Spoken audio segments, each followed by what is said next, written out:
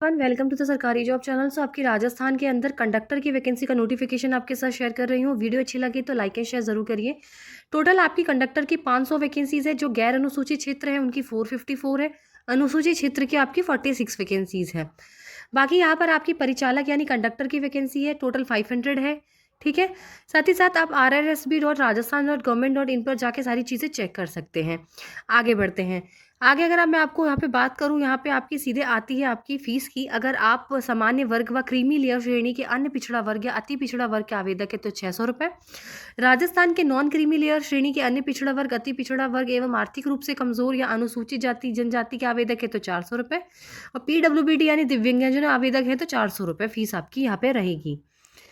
अब बात करते हैं बाकी यहाँ पे सारी चीज़ें लिखी हुई किस किस क्षेत्र में कितनी वैकेंसी से कैटेगरी वाइज। जैसे अगर यहाँ पे मैं बात करूँ आपकी गैर अनुसूचित क्षेत्र में 450 वैकेंसीज है। सामान्य के लिए 109 है, सामान्य महिला के लिए 31 है, विधवा के लिए 12 है, परित्यक्ता यानी सेपरेटेड वुमेन के लिए 3 है। इस तरीके से दी हुई है कितनी कितनी वैकेंसीज यहाँ पर किसके लिए है। अगर यहाँ पे मैं बात करूँ अनुसूचित जाति की, तो अनुसूचित जाति में जो सामान्य वर्ग है उनकी 56 है, सामान्य महिला है 17 वैकेंसीज है, विधवा के लिए 6 है और परित्यक्ता जो वुमेन है उनके लिए 1 है।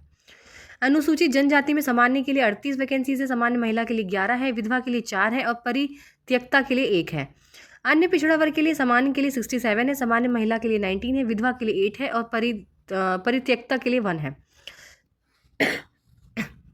अति पिछड़ा वर्ग के लिए सामान्य के लिए 16 है, सामान्य महिला के लिए 5 है, विधवा के लिए 1 है और परित्यक्ता के लिए यहाँ पे कोई वैकेंसी नहीं है।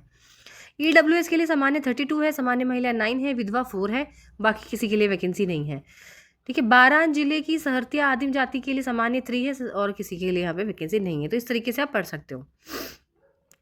चलिए, मैंने आपको वैसे बता दिया है पूरा पढ़ के कि एग्जैक्टली क्या है क्या नहीं है। साथ ही साथ आप बात करते हैं आगे आते हैं और आगे आके आपको ये सारी चीज़ें हैं।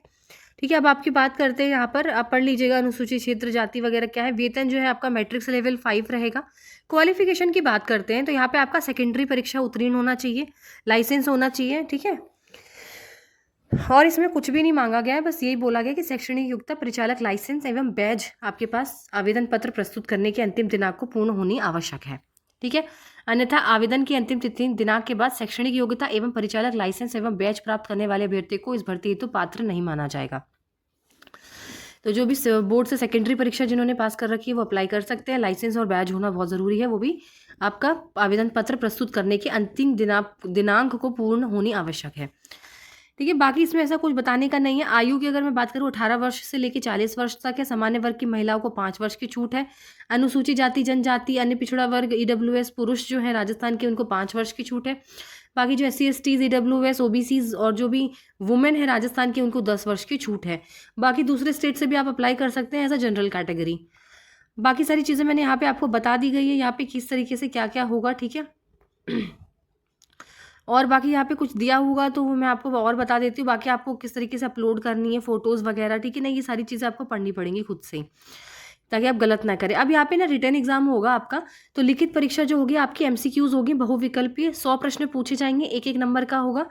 ठीक है। 2 घंटे का टाइम दिया जाएगा। गलत उत्तर के लिए यहाँ पे कोई भी नेगेटिव मार्किंग यहाँ पर नहीं है।